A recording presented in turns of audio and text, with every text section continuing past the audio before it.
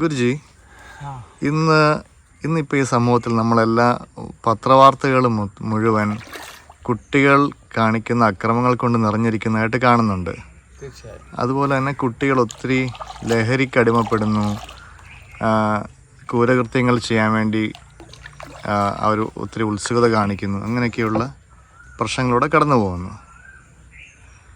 ഇതിനെ നമുക്ക് ഒരു പേരൻ്റ് എന്നുള്ള നിലയിൽ എങ്ങനെ നമ്മളുടെ കുട്ടികളിലെ അക്രമോത്സുകതയെ കണ്ടെത്താൻ സാധിക്കും? അതിനെ എങ്ങനെ നമുക്ക് അവർക്കൊരു മാർഗനിർദ്ദേശം കൊടുത്ത് അവരെ നല്ല വഴിക്ക് നയിക്കാൻ സാധിക്കുമെങ്കിൽ അതെങ്ങനെയാണ് ഒന്നൊന്ന് പറഞ്ഞു തരാമോ?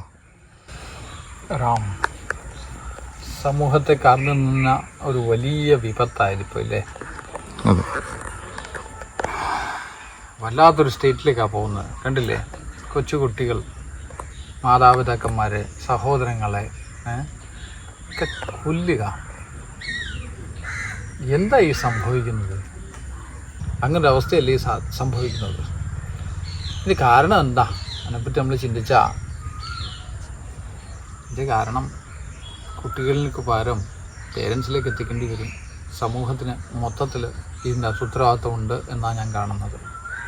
പണ്ടൊക്കെ ഞങ്ങളൊക്കെ കുട്ടികളായിരിക്കുമ്പോൾ എന്തെങ്കിലും ഒരു കുരുത്തക്കേട് കാണിച്ചാൽ നമ്മൾ സിഗരറ്റൊന്നും വലിച്ചിട്ടില്ല.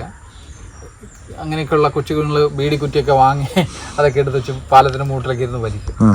അപ്പോൾ ഇത് നാട്ടിൽ ആരെങ്കിലും കണ്ടാൽ, മുതിർന്ന ആരെങ്കിലും കണ്ടാൽ അത് വലിച്ച് കളഞ്ഞിട്ട് ഒറ്റ അടി കൊടുക്കും. കൊച്ചിനെ പിടിച്ച് നേരെ അച്ഛൻ്റെ അമ്മയുടെ മുമ്പിൽ വരും.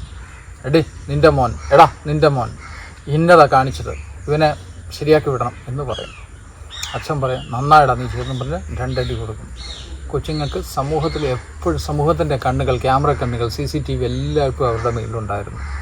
സമൂഹം മൊത്തത്തിൽ കുട്ടികളെ രക്ഷിക്കാൻ ശ്രമിച്ചിരുന്നു. ഇന്ന് അറിയാമല്ലോ, പോക്സോ കേസോ ഏതാണ്ടൊക്കെ കേസുകളൊക്കെ ആയി മാറുക. അധ്യാപകരുടെ ചൂരിൽ കഷായം കൊടുക്കുമായിരുന്നു ഇല്ലേ കുട്ടികളെ തെറ്റി കാണിക്കാൻ. ഇതെല്ലാം ഇന്ന് മാറിപ്പോയി. ഇപ്പോൾ കുട്ടികൾ സ്റ്റുഡൻറ്റ് ഓറിയൻറ്റഡ് എഡ്യൂക്കേഷൻ അല്ലേ, എങ്ങനെ ശരിയാവും? അവർ കുട്ടികളല്ലേ. പക്ഷേ നിയമവും ഇങ്ങനെ ആയിപ്പോയി. എന്തു ചെയ്യാൻ പറ്റും? സമൂഹത്തിലെ അഴിഞ്ഞാട്ടത്തിന് ഒന്നും ചെയ്യാൻ പറ്റാത്തൊരവസ്ഥയാണ്. കതിരെ കൊണ്ട് വളം വെക്കുന്ന പോലെയാവും ഇന്ന് വളർന്ന പല കുട്ടികളുടെ അവസ്ഥ. കൂടാതെ ഇപ്പോൾ പലതരം ഡ്രഗുകൾ, സിന്തറ്റിക് ഡ്രഗ്സ് ഇറങ്ങിയിട്ടില്ലേ, MDMA എന്നോ ഒക്കെ പറയുന്ന വലിയ ഡ്രഗുകൾ. ഒരു പ്രാവശ്യം കഴിച്ചാൽ തന്നെ അഡിക്ഷൻ ഉണ്ടാക്കുമെന്ന് പറയുന്നു. ഒരു പ്രാവശ്യം കഴിച്ചാൽ അവരതിൽ പെട്ടുപോയി എന്ന് പറയുന്നു. നമുക്കറിയില്ല, അങ്ങനെ ആയിരിക്കാം. എന്തായാലും അങ്ങനെയുള്ള ഡ്രഗുകളൊക്കെ അവരുടെ ഉള്ളിൽ ചെന്നാൽ പിന്നെ ശരീരത്തിന് പിന്നെ അതേ എന്ത് കാരണം കൊണ്ട് എന്ത് ഹോർമോണാണ് ഉത്പാദിപ്പിച്ചത്, സെറോട്ടോണിനോ ഈ പറയുന്ന എന്തെങ്കിലും ഹാപ്പി ഹോർമോൺസ് എന്തെങ്കിലുമൊക്കെ പുറപ്പെടുവിക്കുന്ന ശരീരത്തിന് അങ്ങനെ സ്വഭാവം ഈ ഡ്രഗിലൂടെ ഉണ്ടായ ശരീരം പിന്നെ അതിനു വേണ്ടി കൊതിച്ചുകൊണ്ടേയിരിക്കും. അതിൻ്റെ ഫലമായിട്ട് അവർ വീണ്ടും ഡ്രഗ് കഴിച്ചുകൊണ്ടേയിരിക്കും. അതിന് കണ്ടിന്യൂവേഷനാണ് ഇങ്ങനെ മനസ്സിലെ വ്യാപാരം. അത് രക്ഷിക്കുക എന്നൊക്കെ പറഞ്ഞാൽ കുറച്ച് കഠിനമാണ്. പക്ഷേ സാധിക്കും തോന്നുന്നു. ആരോഗ്യമുള്ള കുട്ടികളാണെങ്കിൽ സാധിക്കും തോന്നുന്നു. ഇനി വേറൊരു വിഷയം കൂടെ ശ്രദ്ധിക്കുന്നുണ്ട്, മാനുഫാക്ചറിങ് ഡിഫക്റ്റ്. അച്ഛനും അമ്മയും ആരോഗ്യമില്ലാത്ത അവസ്ഥയിൽ ശുദ്ധമായ മാനസികാവസ്ഥയല്ലാതെ ദമ്പതിക്രിയ എന്നാണ് പറയുക. അതായത് സുരതക്രിയകൾ കുട്ടി ഉണ്ടാവാൻ വേണ്ടി അബോധപൂർവമായിട്ടല്ലേ ഇപ്പോൾ ചെയ്യുന്നത്. ബോധപൂർവമായിട്ട് കുട്ടികൾക്ക് വേണ്ടിയുള്ള ശ്രമമൊന്നുമല്ല. ഏതോ അബദ്ധത്തിൽ സംഭവിച്ചു പോകുന്ന ആ കുട്ടികൾ. ആ അബദ്ധം അവരുടെ മാനസിക ശാരീരിക അവസ്ഥകളുടെ ശരിയല്ലെങ്കിൽ എങ്ങനെയായിരിക്കും ആ കുട്ടിയുടെ മാനസികാവസ്ഥ നമുക്ക് ചിന്തിക്കാവുന്നതേ ഉള്ളൂ. അവിടെ മനുഷ്യന് പകരം പിശാചുക്കളായിരിക്കും കുട്ടികളായി ജന്മമെടുക്കുക അല്ലേ? അങ്ങനെയും സാധിക്കും. വേറൊരു കാര്യം, ഇന്ന് കുടുംബത്തിൽ സമാധാനമുണ്ടോ, സ്ഥിരതയുണ്ടോ, ഭാര്യ ഭർത്താക്കന്മാർ തമ്മിൽ പരസ്പര ബന്ധമുണ്ടോ, പ്രേമമുണ്ടോ, വിശ്വാസമുണ്ടോ? ഒരുമിച്ച് മുഖത്ത് പോലും നോക്കുന്നില്ല. വല്ല സുഹൃത്തുക്കളോ വല്ല ബന്ധുക്കളോ ഒക്കെ വരുമ്പോഴാണ് അവരെ ബോധിപ്പിക്കാൻ വേണ്ടി ഭാര്യയും ഭർത്താവും വേഷം കിട്ടുന്ന എന്നുള്ള കുടുംബങ്ങൾ ഒട്ടുമുക്കാലും. ഇങ്ങനൊരവസ്ഥയിൽ കുട്ടികൾക്ക് ആ വീട്ടിൽ അവരെ പറ്റിക്കാൻ പറ്റുമോ? അവർ കാണുന്നതല്ലേ.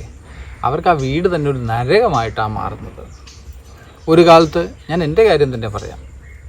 എൻ്റെ മകൾ പറഞ്ഞിട്ടുണ്ട്, എനിക്ക് പഠിക്കാൻ വേണ്ടി ദൂരെ പോകാൻ തോന്നി, കാരണം നിങ്ങൾ വഴക്കുണ്ടാക്കുന്നു. ഞാനത് ശ്രദ്ധിച്ചു. എൻ്റെ കുഞ്ഞെന്താ അങ്ങനെ പറയുന്നത്? ശരിയാണ്, എനിക്ക് ഈ അധ്യാത്മ ഭ്രാന്ത് കൊണ്ട് കുടുംബത്തിരിക്കാനുള്ള അവസ്ഥ എൻ്റെ വളരെ മോശമായി വരുന്നു. അതുവരെയൊക്കെ ശരിയായി പോയിരുന്നെങ്കിലും ആ ഒരു അവസ്ഥയിൽ വല്ലാത്ത ബഹളങ്ങളും കാര്യങ്ങളൊക്കെ ഞാനും ഉണ്ടാക്കും. നമ്മുടെ അകത്തുള്ള പ്രശ്നമാണേ. ഇങ്ങനെ അവസ്ഥയുള്ള ഒരു കുട്ടി ഇത്തരം അത്യാപത്തിലേക്ക് വഴുതി വീഴാൻ വേറെ വല്ല കാരണവും ആവശ്യമുണ്ടോ? അച്ഛനും അമ്മയും കുട്ടിയോടൊപ്പം ഒന്ന് ഇരിക്കാറുണ്ടോ? എൻ്റെ മകനിപ്പോൾ LLB പഠിക്കുക. ഇപ്പോൾ ആ കുട്ടിയെ എല്ലാ സാഹചര്യങ്ങളും ഇതിനുള്ളതുണ്ട്. ഞാൻ കുട്ടിയോട് ചോദിക്കാറുണ്ട്, പറയാറുണ്ട്.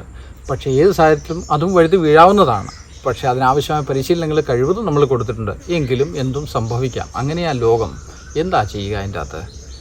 കുറേയൊക്കെ നമ്മൾ അച്ഛനും അമ്മയും മക്കളോട് സ്നേഹപൂർവ്വം സംസാരിക്കുക. കാരണം ഇത് സംഭവിച്ചു പോയി.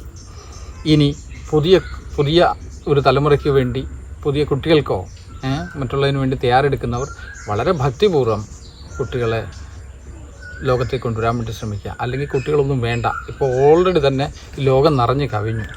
ഇപ്പോൾ ഇനിയെല്ലാം ഒരു എക്സ്യൂഡ് സംഭവിക്കേണ്ട ഒരു അവസ്ഥ പോലെ എത്തിയിരിക്കുക. എല്ലാം ഇല്ലാണ്ടാവും, ഇല്ലേ?